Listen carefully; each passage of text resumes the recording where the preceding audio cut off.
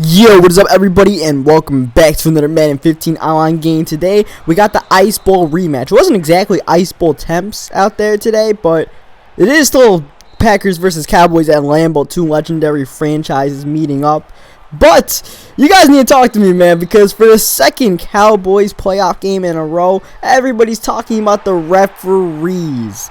And this time, they went against Jerry Jones and the Cowboys. Apparently, Jerry Jones didn't pay enough to the refs today. I don't know what happened, but nonetheless, it was still a pretty controversial call, and I know everybody's up in arms about it. So I need you guys to talk to me. You guys think it was a catch or not a catch?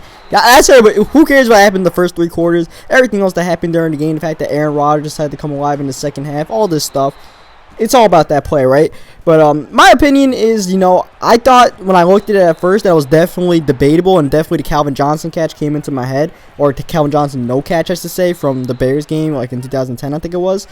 But honestly, I didn't think the refs had enough to overturn it. If they called it a catch on the field, I didn't think they had enough to overturn it, but they did it, and I mean, they're not wrong, because that's what the rule book says. If it's going to bounce off the ground like that, then it's not a catch, and that's kind of on Dez for, slamming that ball. But at the same time, hell of a freaking almost catch. Should have been catch, you think about it. I don't know how he does that. That's just Dez Bryant. And it hurts the Cowboys even more because they didn't get an offensive drive after that. That was their last offensive play. Green Bay killed the clock afterwards. And, I mean, you can't blame the Cowboys offense for the game. It was the Cowboys defense that definitely just didn't get it done. Poor tackling, absolutely no pass rush. But then again, Aaron Rodgers was playing like Aaron Rodgers in the second half. First half, he was playing like some banged up dude, and I was tweeting like, Geno Smith was in there. Who knows how the game would go?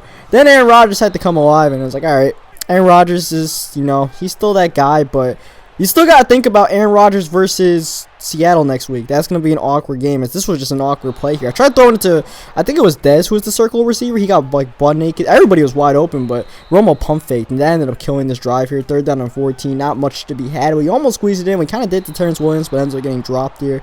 I'm the Cowboys. Obviously, my opponent is the Packers. My opponent's going to get the ball back here on this punt, but yeah, that's my opinion on the whole catch thing. But nonetheless, Cowboys had a pretty good season, especially since no one really saw it coming, besides maybe Cowboys fans, that they would do this good, 12-4, win a playoff game that, they only won one since like 1997 or something like that.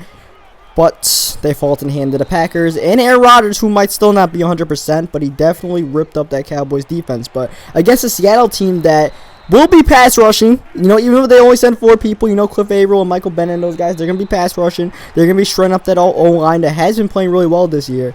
And then, they'll be tackling. They won't be missing tackles. Earl Thomas and Cam Chancellor and Bobby Wagner, those guys don't exactly miss tackles. So that was what the Packers benefited off of today.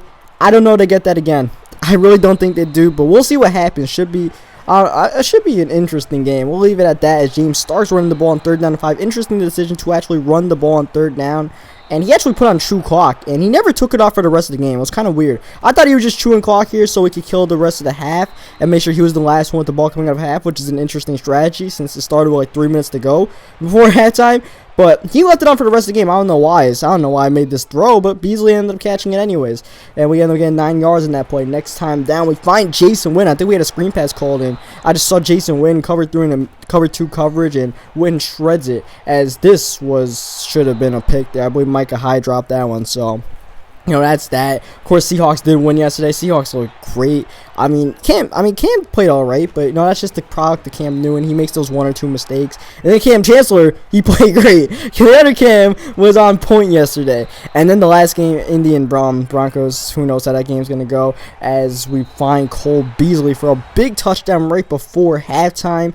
I honestly didn't think that would be a catch. I just threw it in there, hoping for the best. I ran hurry up. It was caught, before it wasn't in the end zone. It was caught. I still had my timeout, so I figured I'd take one shot, make sure it wasn't picked, and I thought it would be swatted or something. But we ended up getting a touchdown there. We get the lead, so that was actually a really big play and a big drive in general, because we only had a minute to work with there, so we're trying to get the Cowboys some redemption here by winning with them in Madden at least, as Romo is on fire right now, 12 for 14. And that's the thing, man. This Cowboys offensive line, stuff like that, the run game. The only thing is DeMarco Murray probably not going to come back next year. It's going to be really hard for DeMarco to come back. Someone's going to be offering him a huge contract, and the Cowboys just don't have the cap space to pay everybody they need to. So I think DeMarco's probably not coming back next season. So we'll see how that affects them. As 2nd down and 7, he just sends the blitz, and we find Dez Bryant who's going to throw up the X as well as a ooh, God, Sam Shields. Ew, dude just got completely pushed back. Like, Dez like stiff arm. You couldn't let go once you're in the end zone, but Dez still stiff armed Dez. I was expecting a few of these screen passes. I just couldn't get past the blockers. Like, I was jumping it, but the blockers were just there quicker than I was, I guess, as Aaron Rodgers takes off on 2nd down after back-to-back touchdown drives while Rodgers was on the bench. Now he's got to come back, and as you guys see there, the true clock is on. Like, I don't know what this dude was doing, but he just left true clock on the entire game. So, you know, the Packers defense, I mean, they should stand a chance against Seattle. Seattle's not exactly a scary offensive team, and they just lost their speed threat, Paul Richardson, for the rest of the year. But I don't know, man. Russell Wilson, his scrambling and stuff like that, it's kind of good for playoff time, man. Those scrambles definitely help out, especially when you're as smart as he is with the scrambles, when you're not just running around to run, you're running to pass and stuff like that, and you're smart to throw the ball away. That definitely works in their advantage. So, you know, I don't know how the Packers stand a chance to Seattle, as my opponent throws it up here and gets picked off by Orlando Scandrick. Big play in the game there because he was in field goal range to make it a 1-possession game. Instead, he tried to force the ball in, almost got picked out the previous play. That time didn't get away with it, and now we got a chance to put a nice little exclamation point on this game with a touchdown, and if anything, kill some clock. But we actually run hurry up here, 3rd down and 4, big play. We find Dez Bryant on the spot route there. He gets the 1st down. Romo has still been highly efficient, even in the run game. Tony Romo taking off here, getting the 1st down. And my last thoughts on this game, because I mean, it was a pretty good game, is just the Giants fan in me. I tweeted this. The Giants, you guys can follow me on Twitter. It's at CookieBoy1794. Just, you know, plugging it in there real quick is Dez Bryant's about to plug up 7 points in the board real quick with this touchdown, long touchdown, 63 yards. Yeah, I tweet, I'm like, the Giants fan of me is just like, screw you, Cowboys. You know, I don't want the Cowboys winning the Super Bowl. They're in the Giants division. But, you know, the unbiased NFL fan of me does kind of feel bad for the Cowboys because, you know, they put up a great year. And, you know, they have like a bunch of nobodies on their team, especially on defense. And they were doing the job, man. They had the lead in after half in Green Bay. They had the lead after 3 quarters. But Aaron Rodgers just woke up and said, hey, I'm Aaron Rodgers. You know, my calf. You know, the thing is, he's not 100%, but he started feeling out what his limitations were with that calf. And that's what killed Dallas. The fact that he learned those limitations, and then the fact that they could get absolutely no pass rush. But at the same time, that's why I do think that, you know, Seattle's got a really good chance. They most likely will be getting that pass rush there. So, you know, that's all that there. The Cowboys next year, though, I mean, I mentioned that they don't have too much cap space, but, I mean, they didn't do much with too many good defensive players this year, and they're going to have that offensive line back next year. As far as I know, I don't think anybody's leaving that offensive line.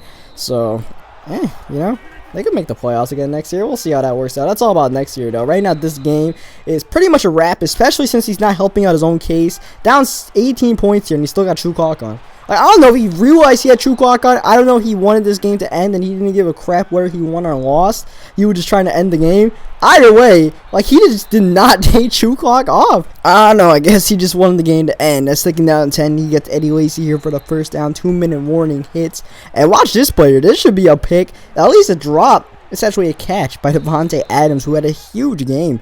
I mean, that was basically the X factor in the game. The fact that Davante Adams was basically able to beat whoever he was playing against, as he still has true clock on past the 2-minute warning here, as he fullback dives it with John Kuhn, comes out, fumbles the ball with Rodgers. He had a pretty decent offensive game. It's just, you know, that one sequence where we got the touchdown before half and the touchdown right after buried him a little bit too much, and then he threw that pick, and, you know, I guess he tried to force things and ended up killing him. So nonetheless, we are going to come through with the win. We actually run like I think 3 more plays. I just threw it up for Dez Bryant. I had to slam wide open. I'm like, let me see what Dez can do, and Dez just jumps up so high, man. I mean, you might not think he can jump as high as Calvin Johnson does in this game as far as fake catching and stuff like that, but Dez flies. As I try to run a flea flicker to end the game, but we end up getting sacked, so I just let the clock run out and call it a day. So getting into my opponent, leave a like in this video if you enjoyed it. Leave your thoughts in the comment section, what you guys thought about today's game, and I'll catch you guys next time.